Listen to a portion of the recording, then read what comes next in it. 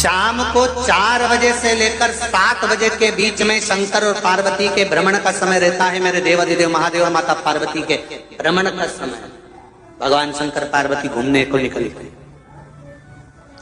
इसलिए हमारा सनातन धर्म कहता है शाम के समय पर माताओं को झाड़ू नहीं लगाना चाहिए, शाम के समय पर माताओं को चूड़ी बिछिया नहीं बदलना चाहिए, शाम के समय पर माताओं को मांग में सिंदूरा नहीं भरना चाहिए, शाम के समय पर माताओं को बाल नहीं बांधना चाहिए, शाम के समय पर माताओं को चौखट पर नहीं बैठना चाहिए। उसका कारण क्या है? क्योंकि पार्वती जी ने भगवान भोलेनाथ जी से कहा था कि तुम मुझे रोज शाम के समय प्रदोष काल में भ्रमण के लिए लेकर जाते हो, मेरे लिए आज्ञा क्या है? शंकर भगवान ने कहा सुनो पार्वती, मंदिर के अंदर नंदी रहता है, जाने वाला यात्री जब मंदिर में मेरा दर्शन करने आता है तो नंदी के कानों में कहकर जाता है कि शिव जी को मेरे यहाँ लेकर आना। मैं नंदी के अनुसार उनके घर जाता हूँ, मेरा काम है उनका कल्याण करना और तेरा काम है उनके घर की नारी को अखंड सौभाग्यवती का वर प्रदान करना, ये तेरा काम।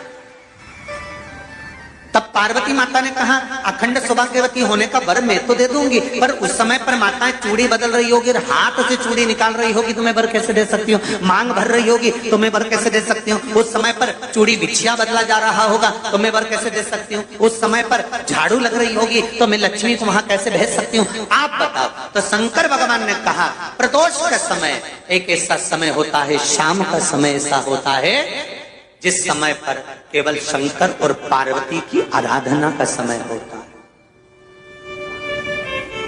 हम तो कई लोगों से कहते हैं अगर आपके यहां संपदा नहीं आ रही है, बहुत मेहनत कर रहे हो, फल नहीं मिल रहा, कहीं नौकरी, कहीं सर्विस या कहीं व्यापार या व्यवसाय में कहीं तकलीफ आ रही है, हम सबसे कहते हैं शाम का समय पकड़ लो, शंकर जी के मंदिर में दिया लगाना प्रारंभ कर दो। शिव मंदिर में अगर दिया नहीं लगा रहे हो तो बेलपत्री के पेड़ के नीचे दिया लगा। बेलपत्री और शंकर जी के मंदिर में दिया नहीं लगा रहा तो शंकर जी के मंदिर के बाहर चौखट पर दिया लगा। इतना भी नहीं कर सकते तो अपने घर के बाहर अपने द्वार पर दिया लगा दो, पर शंकर जी के नाम का श्री शिवाय नमस्तुभ्यम बोलकर शंकर भगवान को याद कर कर अपनी कामना कर कर बाबा का स्मरण कर कर पंचाक्षर मंत्र नमः शिवाय, षडाक्षर मंत्र ओम नमः शिवाय, द्वादशाक्षर मंत्र ओम नमो भगवते वासुदेवाय, जो मंत्र तुमको याद है उसका स्मरण कर कर लक्ष्मी हो चाहे नारायण हो चाहे राम हो चाहे कृष्ण हो स्मरण कर कर शाम के समय बाहर दिया लगा दो, दरवाजे के पास लगा दो। वो सुनेगा जरूर, आएगा तो उसका वेलकम जरूर होगा और वो कुछ देकर जरूर जाएगा। नियम तो बनाओ, उसकी चौखट पर जाकर कहना प्रारंभ।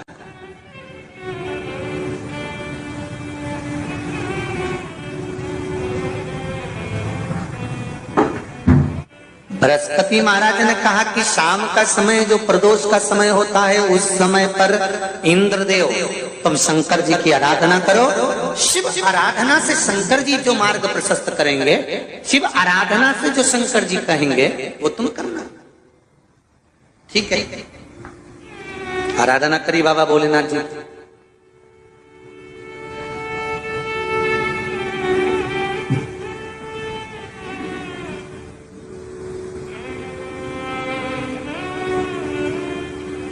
मालूम नहीं था इंद्रदेव को। बृहस्पति महाराज ने प्रदोष की महत्वता समझाई तो प्रदोष का समय जानकर शंकर जी पर 7 बेलपत्र प्रदोष के दिन इंद्र ने समर्पित कर दी बिना सोचे। कितनी बेलपत्र? 7। प्रदोष का व्रत करो चाहे ना करो, मंदिर में चढ़ी हुई बेलपत्र को उठा लो,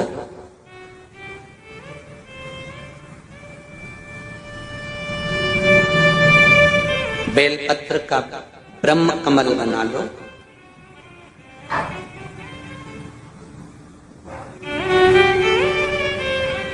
ब्रह्म कमल का मतलब होता है डंडी बीच में रहे, आसपास पत्तियां रहे। 7 पत्ती का ब्रह्म कमल बनाकर, जैसे ये पत्तियां हैं एक जैसी रखी हुई हैं तो इसको फैला लिया 7 पत्ती को, आपस में फैलाकर ब्रह्म कमल बना लें। प्रदोष का व्रत करें ना करें, जरूरी नहीं है कि वृक्ष से ही पत्ती लेकर आओगे तो ही शंकर जी को चढ़ाओगे। शिव जी पे से चढ़ी हुई उठाकर धोकर ब्रह्म कमल बनाकर बाबा से विनय कर कर, हे प्रभु आज मैं इस काम के लिए जा रहा हूं, बाबा मेरा यह कार्य है, बोलकर श्री शिवाय नमस्तुभ्यम बोलकर शिवलिंग पर समर्पित कर दो। दिन भर के प्रदोष व्रत का फल बाबा एक बेलपत्री समर्पित करने पर ही प्रदान कर देता है। शिव प्रदोष व्रत कर रहे हो उससे बढ़कर कोई प्रसन्नता नहीं, पर नहीं कर रहे तो प्रदोष के दिन या 12 महीने शिवरात्रि आती है। कर्पूर गौरम करुणावतारम, आप स्वयं कपूर की भांति हैं महाराज। कपूर जानते हो? अरे बोलो तो जम के। आरती में कब जलाया जाता है? जब आरती पूरी हो जाती है। कपूर क्यों जलाया जाता है? बोलते जाओ। कपूर जलाना क्यों जरूरी है? आरती में, यज्ञ में, अनुष्ठान में कपूर की क्या महत्व? कौन है ये कपूर?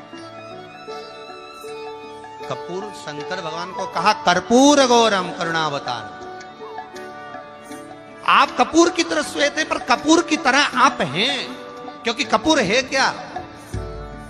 जब भगवान राम और कृष्ण ने यज्ञ किया, देवताओं ने आवृत्त यज्ञ किया।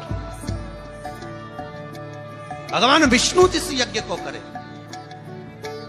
भगवान राम ने जो अश्वमेध यज्ञ किया, देवताओं ने जो यज्ञ किया, आनंदमय भगवान विष्णु जिस यज्ञ को करे, यह अश्वमेध यज्ञ केवल राम ने नहीं, इससे पहले नारायण कर चुके भगवान विष्णु लक्ष्मी के साथ। अश्वमेध यज्ञ का अश्व राम जी के समय पर तो लवकुश ने पकड़ा था, पर विष्णु भगवान के समय पर वो यज्ञ का घोड़ा सब दूर घूमता है। वो अश्व जो आया वापिस, तो भगवान विष्णु से उस अश्व ने निवेदन करा कि अब मुझे करना क्या, मैं सब दूर से आ चुका, या मैं पृथ्वी पर ऐसे ही भ्रमण करता रहूंगा, जगत में ऐसे ही घूमता रहूंगा। तब भगवान विष्णु ने भगवान शंकर से निवेदन करा कि इस अश्व का क्या करें। शंकर भगवान ने 33 कोटि देवताओं को विराजमान किया। शंकर अपने अंदर 33 कोटि देवताओं को बिठाकर, तब भगवान शंकर ने हाथ में गंगा का जल लेकर उस अश्व पर छोड़ा, तो उसको कपूर बना दिया। कपूर बनाकर उसको यज्ञ में समर्पित कर दिया। भगवान विष्णु से कहा, सुनो विष्णु, यज्ञ की पूर्ण आहुति पर ये कपूर के रूप में ये अश्वमेध यज्ञ के अश्व को दान दिया गया। अर्थात पृथ्वी पर मनुष्य यदि अपने घर में आरती पूजन में कपूर को प्रज्वलित करेगा, तो उसको 1000 अश्वमेध यज्ञ का फल उसी समय पर प्राप्त हो जाएगा। इसलिए हर आरती के पूजन के बाद कपूर का टुकड़ा जलाया। कपूर की बड़ी महत्वता है हमारी। यदि घर में क्लेश मचा हुआ है, बहुत अशांति है, बहुत ज्यादा क्लेश है, बहुत ज्यादा क्लेश, तो कपूर के 4 टुकड़े कर लीजिए और 4 टुकड़े कर कर चारों दिशा में घर में रख दीजिए।